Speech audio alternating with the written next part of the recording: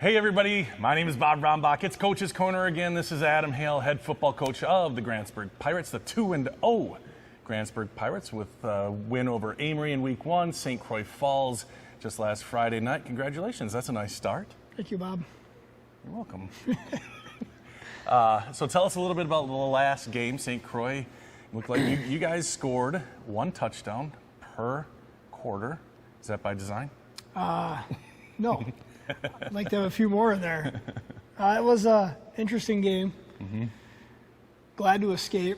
St. Croix did some good things and took us out of some things on offense. And then, as we watch film, it's just we shot ourselves in the foot on a ton of things, offensively and defensively, that we got to clean up. We got to get better. Yeah, kind of looking back at the game, just kind of in my own mind, it seemed like the game as a whole was just okay, good, with great moments and bad moments that kind of average out to a good game. A win is a win, as I always say. But yeah, it's nice to get that win. And same with Amory, you got the win, but lots still to work on. What were some of the good things that you saw from the game on Friday? Well, yeah, you said it right, because there was those highlight moments. That play before halftime with Brock and Zach was awesome and gave us that momentum we needed. Brock back to pass. He's going to throw one deep. That is going to make the end zone. It's a jumble. Rombach catches it!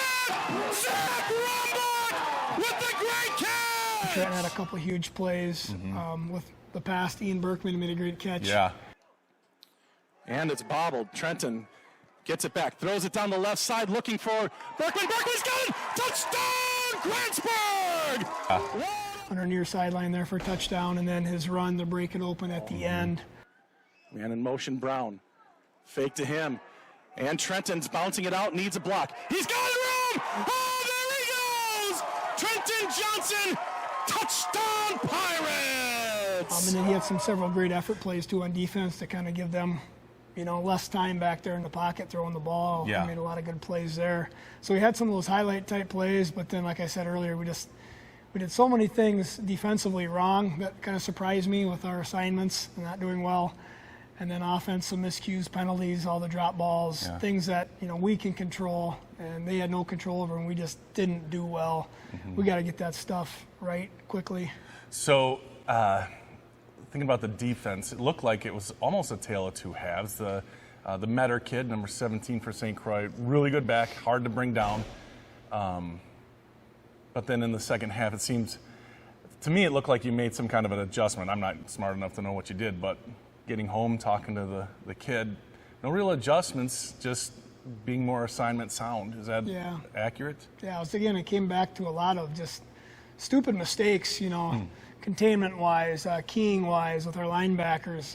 Just stuff that I thought we practiced well all week, and then for some reason we didn't come out and do. So we just reminded them, hey, what we need to be doing. I think we tackled a little better in spurts, but then throughout the game still we just – and he's a good back, but there's times that I thought, man, we need to make that tackle and can't give him these after contact yards. A lot of times it was in the backfield too, the first contact came. All right, let's switch it up. Looking at your guys' stats over 2 games, but this is kind of a neat thing, an anomaly I don't think I've ever seen before. You have 7 touchdown passes and 1, nobody has more than 1. There's 7 guys with 1 touchdown catch. How, is that like a microcosm? Is that something... I mean, it's not planned, I'm sure, like that. I'm sure you would like to have several guys with a couple, but nice balance. Like 7 guys with 1 touchdown each. That's a lot of touchdown passes through 2 games, first of all, but spreading it around like that. Have you been pretty happy with the way the offense has been, how Brock, the sophomore quarterback, has kind of progressed and has led the team? Yeah, he's done a good job. And, it shows right there he's spreading it out. Yeah. He's not just locking in on one guy. A lot of times guys are going to put their best player over on Trenton, so that leaves opportunities for other guys, and he's found them. So that's been big. And Trenton, it should be said, I think he has 3 touchdown passes too, so he's done a great job kind of in that limited role, but when he's back there, he makes things happen. That jump pass was pretty fun to Jaden Brown. Did a good job with that. Shotgun for Trenton. He claps. He's going to roll right. He's got the option. A little jump pass. Caught. Touchdown, Jaden Brown! Okay, let's look ahead. Oconto Falls is 2-0. Just a cursory look at their stats. They don't throw the ball very much. A lot of guys running the ball. I think they've been in kind of 2 blowout wins, so that might be inflated a little bit, or maybe not emphasized as much. Maybe they can pass. But what do you know about Oconto Falls? I mean, have we ever even played them before? No, this was a grab in the ear filling game for the 8-man teams leaving, and we were fortunate to find them. They were looking for a game same week, so meeting in the middle in Chippewa. They're a bigger school. They look very good on film. They're very big up front. They tackle extremely well. Their secondary and linebackers are very aggressive. They remind me a little bit of Stratford as far as just how they tackle. You can tell they're a wrestling school. Coach Schultz has told me, he goes, yeah, they're a big wrestling school. And I can tell because they come downhill and they wrap up and they don't miss tackles. Yeah, so they can throw it.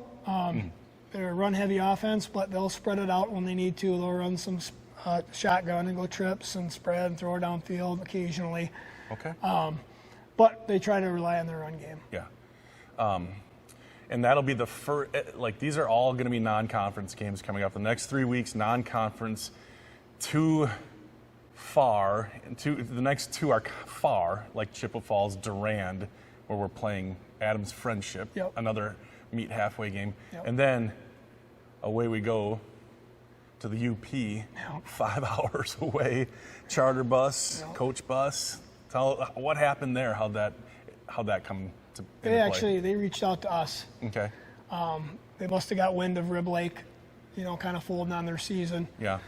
And emailed us and said, hey, we'd love you guys to come up here. We'll try to work with whatever time frames you guys can make happen. And we thought about it and kind of looked into the transportation side of things and all the details with that, and wanted to get the kids a game. I mean, instead of sitting at home, give them a game, and be probably a fun experience for those guys. I'm sure a lot of them have never been that way, if not all of them.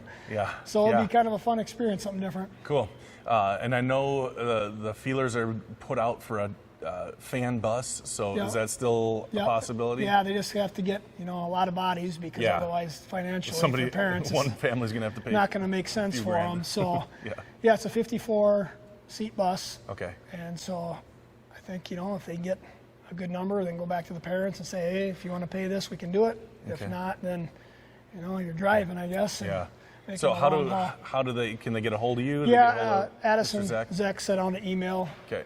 And he's got a sign-up sheet, so they can either email me or contact him. Okay. And we can put you on the list and go from there. We'll put Addison's email in the description. I sent email Mr. Addison, or Mr. Zek. Mr. Zek, okay, well that's pretty cool. So again, 3 non-conference games in a row, just kind of trying to find games due to Rib Lake Prentice canceling, and then 2 other teams just had canceled previously, so you can fill them. So an interesting thing, are you looking forward to next year where the conferences realign and a little bit more stability? It'll be nice to have stability. Yeah. I mean, right now it's exciting because we haven't played these teams. It's going to be a good challenge and kind of test us, so that's good.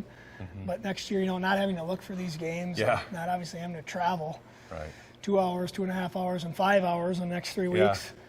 That would be nice. So, it'd be nice to get some stability and get some rivalries going again more locally and not have all these kind of weird filling games. Yeah. All right. Well, I'll let you get going. Thanks for joining us again. Just so everybody knows, the game at Chippewa Falls this Thursday night, same time, 7 o'clock start. But Thursday night, and we did talk to Chippewa Falls, and we will be able to bring the live stream to you, so you can watch We Are Grantsburg and not rely on some other streaming service if you want. So that's about it. Anything else? No. Let's have a good week. Get after it. He's the best. All right. Talk to you later. Thanks. You got it.